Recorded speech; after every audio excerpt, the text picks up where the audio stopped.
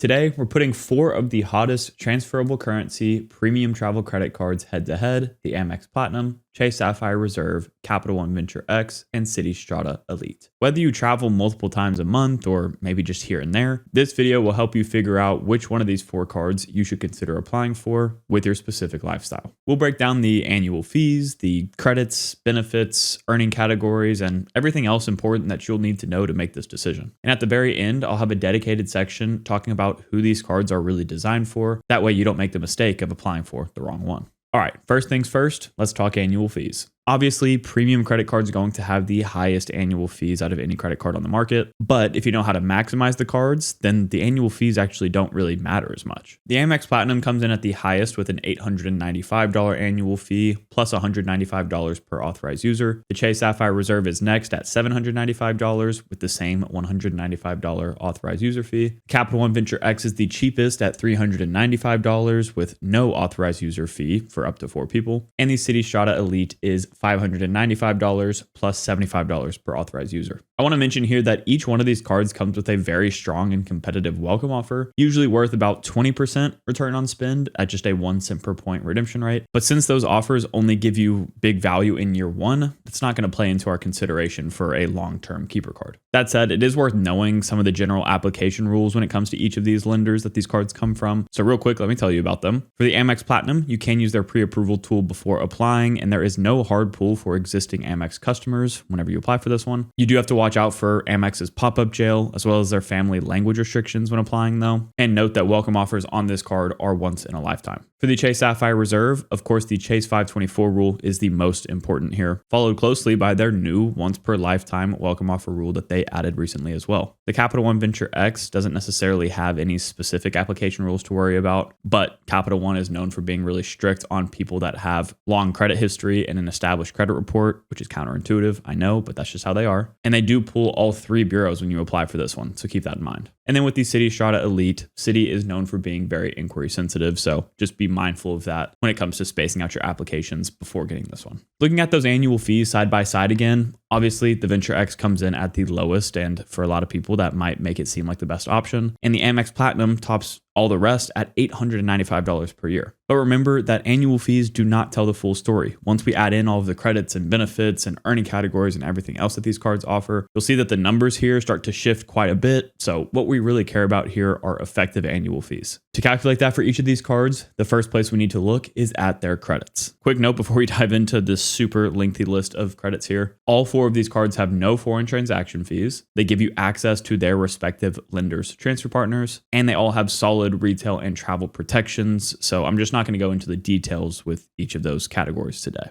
Well, I think at this point, it's just best to start with the card that has the most credits attached to it, the Amex Platinum. This is all going to be like really rapid fire here, so definitely feel free to pause and rewind this video if you miss something. But if you want to hear more in-depth thoughts about specifically the Amex Platinum and Chase Sapphire Reserve credits and benefits in detail, I'd point you to the video I made recently comparing those two after watching this one. But the Amex Platinum comes with a $600 hotel credit that is broken up into $300 semi-annual chunks, and you have to book the hotels through Amex's travel portal. The hotel collection through their portal has a 2-night minimum, but the Fine Hotels and Resorts collection, what most people use, only has a 1-night minimum and has other credits and benefits that come with it by booking through that collection. It also has a $400 Resi credit broken up into $100 quarterly, $300 worth of digital entertainment credits at $25 per month, $300 with Lululemon split into 4 $75 quarterly credits, an annual $200 airline fee credit that can be used at your selected airline, whether that be for baggage fees or lounge day passes, etc. There are data points online suggesting you can use it for actual flight tickets, but your mileage might vary. Next is a $209 annual Clear Plus credit, followed by $200 worth of Uber Cash credits broken up into $15 per month increments, plus $20 in December, an annual $120 Uber One credit, $200 worth of Aura Ring credits annually, $155 worth of Walmart Plus credits annually, $120 towards global entry or TSA pre-check every 4 to 4.5 years, $100 towards Saks Fifth Avenue broken up into $50 semi-annual chunks, and then onto the benefits that don't necessarily have a dollar amount associated. You get access to the American Express Global Lounge Collection that gets you into the Centurion lounges with no guests, 10 Delta Sky Club visits per year, a Priority Pass Select membership with 1 guest, and access to a few more partner lounges as well. Plus, you get Hilton Gold, Marriott Gold, and Leaders Club Sterling status on the hotel side, access to that fine hotels and resorts collection, car rental benefits with Avis, Hertz, and National. And finally, if you spend $75,000 on your card in a calendar year, you get 2 guests to the Centurion lounges and unlimited Delta Sky Club access, still that one with no guests. Totaling up just the value from the credits, since the other ones are harder to put a dollar amount to, that would give you $3,114 every year. This is the highest number that we'll see on this list, and that's why the effective annual fee is more important than the sticker tag $895 annual fee. But 99.9% of people will not be using all of those credits, so that's why you always have to run the math for yourself, not only with the Platinum card, but with every card we're talking about today. Now, let's talk about a tool that you can use to get money or points back on flights that you've already booked, and it's called SkyKey. To show you how it works, I'll walk you through exactly how they saved me 23,000 points on a flight I have to Mexico this November. Normally, I would just use their Gmail sync tool here, since it automatically pulls all of your booked and future flights from your email confirmations, so you don't have to lift a finger. But for demonstration purposes, I want to show you the manual route so you know exactly what goes into it. First, I just clicked the upload your ticket button. Then I entered all of my ticket details here, starting with the airline that I'm flying with. And just so you know, these are the only options that you have to use with SkyKey right now, but they of course are looking to add more. Then I entered my confirmation number, whether I used money or points and miles, since you can save on both, and the total price here for all passengers. After that, I entered the details for the travelers on this trip. You can see here exactly what they ask you for. Then I just double checked that everything I entered was accurate and click submit. Literally less than 24 hours later, I got an email saying that they had already saved me 18,000 points, which were just added right back to my Southwest account. And then a couple of months later, I got another email saying they saved an additional 5,000 points. And that's because SkyKey keeps working in the background until the day you depart. And it's not just me here. A lot of y'all that signed up the first time I mentioned SkyKey have saved money already as well, as you can see from these screenshots. But I'm sure a lot of y'all still have some questions about the product, so I'm going to go ahead and put up some FAQs on screen that you can pause and read through if you'd like. So if you want to make sure that you're always getting the lowest possible points for each of your flights, I would highly recommend that you check out SkyKey using the link in my description and use code SpencerJ whenever you sign up to let them know that I sent you. Thank you to SkyKey for sponsoring this video, but let's get back into it. Now let's move to the Chase Sapphire Reserve, which is a bit quicker, and don't worry, the Venture X and the Strata Elite are way quicker than these two, so just bear with me. First, you have a $500 Chase Edit Collection credit, which is broken up into 2 $250 semi-annual chunks. It has a 2-night minimum stay, and it gives you similar perks by booking through the Edit Collection that you would by booking through fine hotels and resorts with Amex. For 2026 specifically, they're giving us a $250 Chase Travel Hotel credit, but that's just a one-time thing, so not going to go into our calculations here. It also gives you $300 worth of annual travel credits, $300 for Sapphire Table Exclusive Dining Restaurants, and that's $150 twice per year. $300 towards StubHub purchases, again, $150 twice per year. $300 in DoorDash credits, which is broken up into really annoying increments. Every month you get 2 $10 non-restaurant DoorDash orders and 1 $5 restaurant order. So yeah, limited value there. A one-time $120 Dash Pass credit, $250 towards Apple Music and Apple TV Plus, $120 for global entry or TSA PreCheck, or Nexus actually, every 4 to 4.5 years, $120 towards Lyft at $10 per month, and $120 towards Peloton at $10 per month, plus 10x back on Peloton purchases over $150. Now to the benefits that don't have that dollar amount associated. You get lounge access to the Chase Sapphire lounges with 2 guests, a Priority Pass Select membership with 2 guests again, and access to the Air Canada Maple Leaf lounges with 1 guest. Plus you get IHG Platinum status, access to the Edit Collection and Reserve Travel Designers. You unlock the Points Boost feature that gives you up to 2 cents per point on select travel bookings through Chase Travel with your Sapphire Reserve, national car rental benefits, and finally, just like the Platinum, if you spend $75,000 on your card in a year, you get extra benefits, including IHG Diamond Elite status, $250 worth of credits towards the shops at Chase, a $500 Southwest travel credit, and Southwest A-list status. From just the credits alone here, you have a total annual value of $2,240, but like I said earlier, you're not going to be using all of them.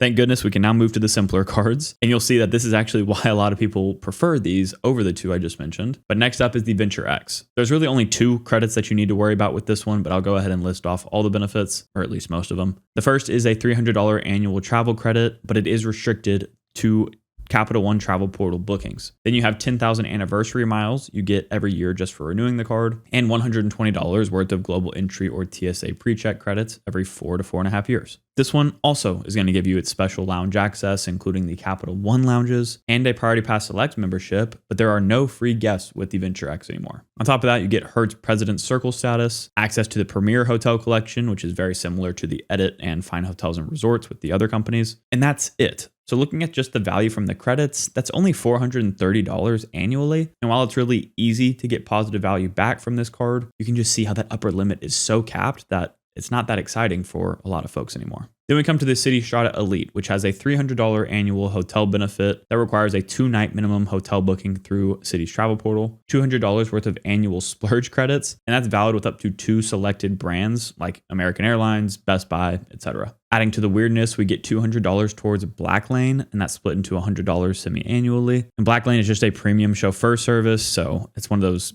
benefits that you probably would discount depending on your travel habits. And of course, again, $120 towards global entry or TSA pre-check every 4 to 4.5 years. Benefits wise, it has lounge access of its own. Of course, every card like this has its special lounge access. This time it has a Priority Pass Select membership with up to 2 guests, so competing with the Chase Sapphire Reserve there, and 4 American Airlines Admirals Club passes per year. From the credits, that's a total annual value of $730, so it's still lower than the first 2, but it's better than the Venture X, and it has better guest policies with the lounges, so all of these are things that we have to take into account. That was a ton to get through, and these videos used to be so much easier to film and shorter whenever there were less things to cover, but I try to make my videos as thorough as possible, which hopefully y'all enjoy. Regardless, let me give a quick summary here. The Amex Platinum and Chase Sapphire Reserve clearly lead the pack when it comes to total available credits and benefits. They're really the two paving the way for the new coupon book era and just lifestyle type of cards with luxury perks and a ton of statement credits to keep track of. The Citi Strata Elite feels like a light version of those 2 cards in my opinion, and I don't say that in a negative way. This can actually be really good for a lot of people. And then the Venture X is the simple, practical option, but without that really high upper limit of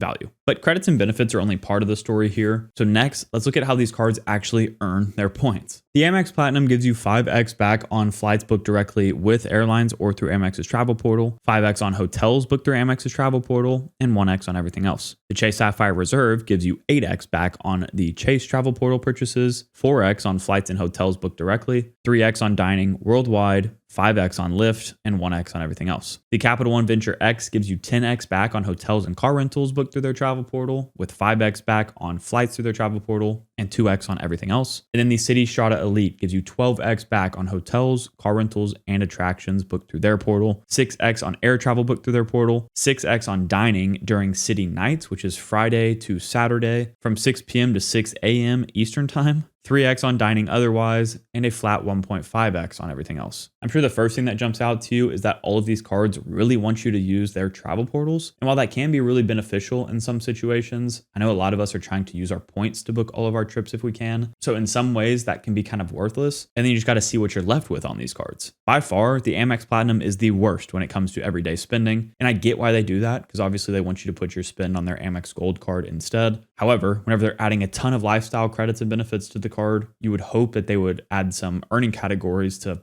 help boost your earning potential by using the card for most of your everyday spend. But no, they did not give us that with the recent refresh. In contrast, the Chase Sapphire Reserve at least gives you 3x back on your dining purchases. The Venture X gives you that flat 2x back on every purchase. And the Strata Elite really hold down the fort here by giving you 3 to 6x back on dining, depending on when you make those purchases, plus 1.5x on all your miscellaneous spend, which in classic Citi fashion kind of makes it the best everyday earner out of these options we're talking about. I don't want to put too much emphasis on the earning categories today, though, because in reality, these cards are meant to be used for their benefits and not for spend, despite, Chase and Amex adding those $75,000 spending requirements to unlock certain benefits, but we'll talk more about that later. Now, this next section is something that I felt like I just could not leave out of this video because it really is so important. So let me go ahead and tell y'all about the points currencies that these cards earn in. Starting with Amex membership rewards points, there's really only one way you ever want to redeem these, and that is with their transfer partners. You can redeem your points through their travel portal at 1 cent per point, but that just does not compete with the transfer partner value. And please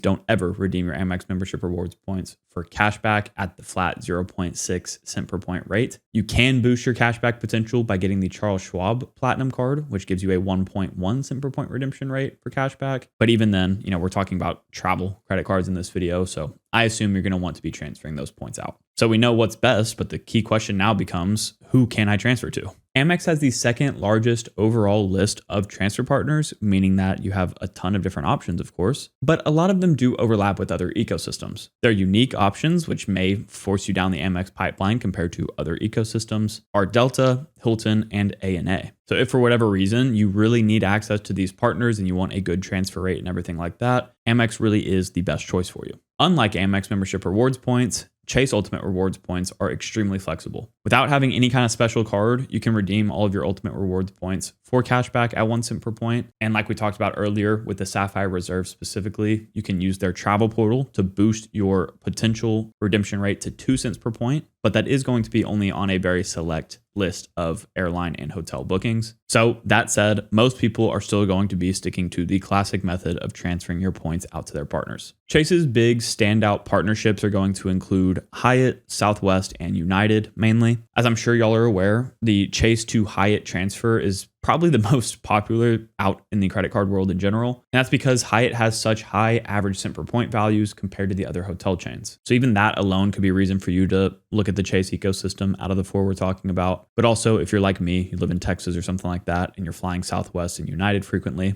that's another reason you might want to consider this one. Capital One's ecosystem is similar to Amex in the sense that their cash out rate is really terrible. It's actually worse than Amex at 0.5 cents per point. And this is specific to their venture miles, of course. Yes, you can once again get 1 cent per point through their travel portal. But as it comes to transfer partners, the best way to redeem your points, surprisingly, Capital One has the longest list out of any of the lenders. And every time I mention that, it still surprises me just because people don't really talk about Capital One's transfer partners a ton. And you're about to see why. They do have some interesting, unique partners that they maybe share with like one other lender, including Finnair, Tap Portugal, Wyndham, Japan Airlines, and Turkish. However, the downside to this list and the rest of their list is that they don't always offer the best transfer ratios to those companies. For example, with Bilt, you can transfer directly to Japan Airlines at a 1-to-1 rate, but with Capital One, you have to transfer at a 2-to-1.5 rate. That means that immediately by using Capital One Venture Miles instead of Bilt points, you're going to get a lower redemption rate, which isn't good. And in a similar way, Citi transfers to Choice Hotels at a 1-to-2 rate, but Capital One's transfer rate is just 1-to-1, so that's half as good. So while Capital One does have a very broad and versatile list, not only do you have to be careful and ensure that you have a good transfer ratio to the partners that you want, but they also lack one big standout partner like Amex has with Delta, for example, and Chase has with Hyatt. Until recently, really nobody was excited about Citi thank you points, I feel like. And I've kind of always personally grouped them with Capital One Venture Miles as it comes to their transfer partners. Pretty solid, but nothing super special. However, recently they made some big changes to their Citi thank you point ecosystem, and that brought a lot of attention back to them. For starters, they added I Prefer as a hotel partner at a 1-to-4 rate, which can produce some crazy cent per point values for their hotels. And comparing that to Capital One's transfer rate to I Prefer at 1-to-2, that's 2 times as good. But more importantly, they became the only lender with direct transfer access to American Airlines. That alone is a huge deal. And honestly,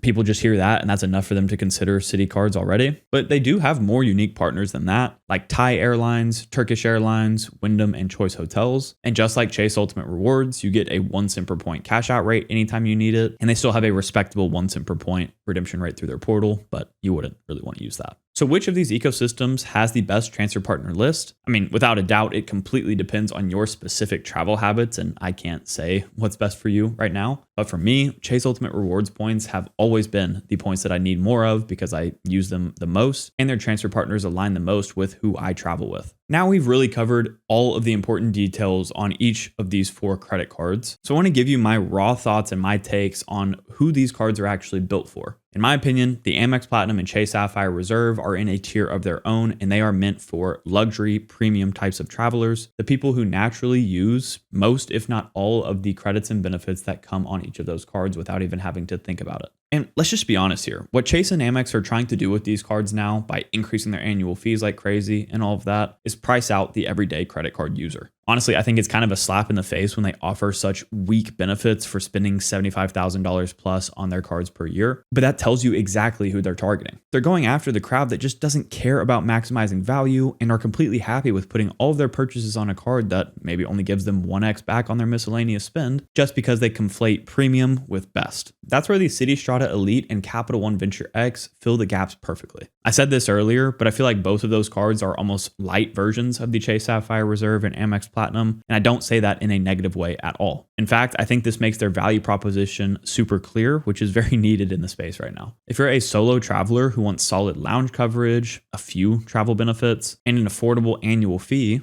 well, the Venture X is probably for you. And if you really love American Airlines and want to dip your toes in with their Admirals Club lounges and like the idea of offsetting your annual fee with just a few simple credits and benefits, the Strata Elite could be your move. At the end of the day, though, nobody can tell you which one of these cards is best for you, unless, of course, you book a consulting call with me. But seriously, just focus on what matters most. What lounges do you actually have access to in your home airport? Which travel or lifestyle perks would you pay for without these cards? And which transfer partners align with the way that you personally travel? Answering those simple questions will make it clear as to which card you should go for. But remember too that you do not have to lock yourself into just one ecosystem forever. All of these cards have great welcome offers, and there is no reason to not consider getting each of them over time for those welcome offers. Try them out for a year and see which one fits you best, but just don't rush into that. These are really high annual fee cards, and I would recommend doing the whole welcome offer hunting game on low or no annual fee cards instead. I just wanted to make it clear that you shouldn't just be super streamlined into just one ecosystem. But before you go for any of these, I would strongly suggest that you watch this video next, where I explain the sad state of travel credit cards right now and why none of these cards may actually be worth your time. As always, Odin and I both really appreciate you watching this video. If you did enjoy it, consider leaving a like and subscribing to the channel, and we'll catch you guys next time.